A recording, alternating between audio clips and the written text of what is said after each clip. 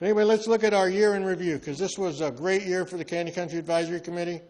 Remember that the first 3 months of the year, we had all of the city council candidates here. All 13 participated. This is the second time we've done that with a large group. And I thought that was really a good thing. It is the only venue of this kind, and it's the only one that's free. So it was a very interesting and I think a well-run set of events. In April, we found out what finally happened with the city council elections. And as you remember, it took a long time to find out what indeed happened. And somehow they found a whole bunch of ballots that were in the bottom of a tub that they couldn't find. But we finally straightened all that stuff out. Then we talked about in 2014 issues of interest, and we'll do that with 2015 as well as they come up. And one was the billboard issue that started to come up. But the next thing was the City Promise Canyon Country project. And two of those projects, one of them being upgrade of the medians, has finally started. The other one that we have been talking about for a very long time is the bridge over the 14. And if you remember, it was like 2 or 3 years ago that they were promising to get this started, but there always seemed to be some problem with Caltrans or some other issue that had come up, and now we're hearing that bridge project should start about the first of the year. But it's very important because it is the end of the Cross Valley Connector, and the Cross Valley Connector is not complete until that bridge is widened. We talked about the sanitation district fees, which we spoke about on and off for the whole year. Finally, they were coming up with a proposed project that they wanted to talk about. And what always irritates me is when people spin it. When we hear people at City Hall say, "Well, look, we've saved you $300 million," but that was because the first project you proposed was this bloated project, and then you proposed a smaller one, didn't save us any money. So it was an interesting thing, but it just kept going on and on. In April, we were promised that they passed a resolution where they were going to have a new system of agendas and videos. And that system of agendas and videos videos would become available instantly. You would be able to look at each item, each agenda item separately, so you could punch it up and say, "I want agenda item 4." And that video would come up right away instead of the way it is now in one big lump. We were told that system would be on board in the fall of this year. I ask at every council meeting I go to, and the last time I heard that they were running parallel systems, and it's supposed to come live at the next council meeting next Tuesday. Let's see what happens. So we're going to keep track of all these issues and items of interest. We'll start off again next year, and we'll talk about them as well. As always, we had yearly officer nominations for the Canyon Country Advisory Committee, and it led us into May. We invited the sheriff's captain, but he seems to have made a 100% commitment to be at one of the town hall, not town hall, but one of the town council meetings, at the West Ranch Town Council meeting. And so we were going to send our zone leaders, and they were supposed to be here, and they didn't show up. It was an interesting thing. We'll talk about it later. All About Parks and Recreation was presented by Diana Boone. We talked more about chloride, the fees and charges, and the idea that we presented certain things, and we were told no. And then all of a sudden they come up with them as their own bright idea, and they're wonderful, and they're going to help them save money. But we continued to work on that issue as well.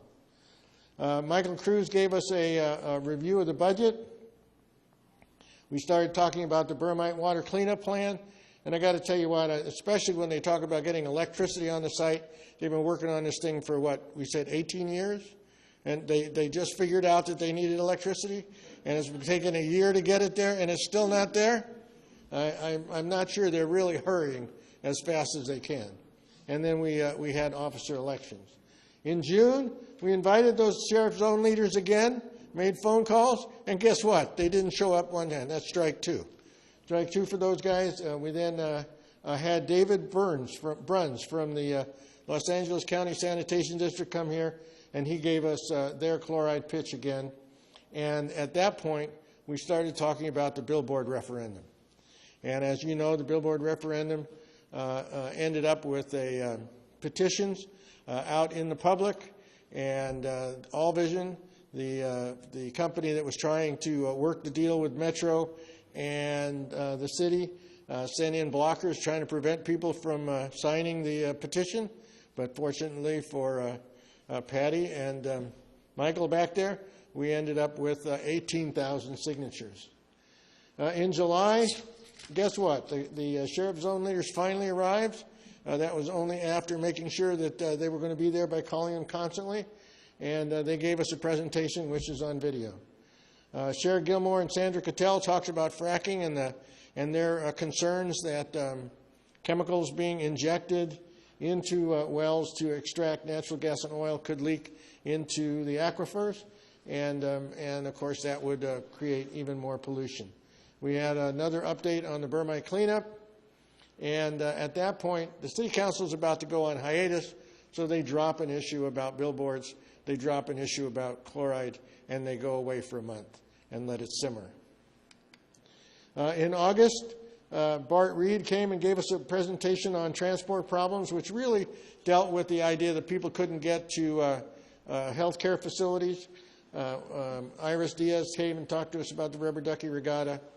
And then we actually did have a real good meeting with Ken Striplin and and Darren Hernandez, and talked about the landscape median plans and also the commitment that they were going to upgrade the medians from Via Metro to Luther, and that is starting right now. You can see some of the construction on the way. We were then starting to get concerned about what was going to happen watering our lawn. If you remember, we hadn't got the letters from CLWA by that time, so we discussed it. We had a high-speed rail update. It seems like, I don't know how many times we went to the high-speed rail meetings and said, we don't like your route. Why don't you take a direct route there and just not come here? But they finally figured that out, and now they were starting to study it themselves, because this was all brand new that they've never heard before. But they had some meetings about it.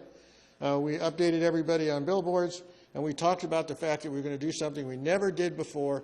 We were going to get the congressional candidates here for a meet and greet.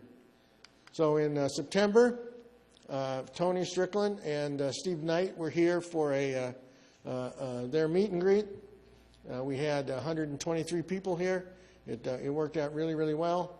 And that's I think, something new that we had never done before. We'd never got that level of politicians here, and so maybe we will try it again.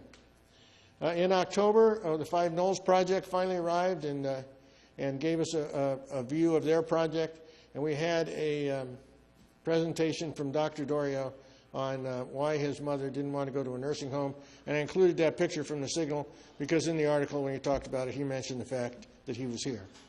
Also, we from the sheriff, LA County Sheriff election process, we had both Jim McDonald and Paul Tanaka, and they both came here and gave a presentation to us.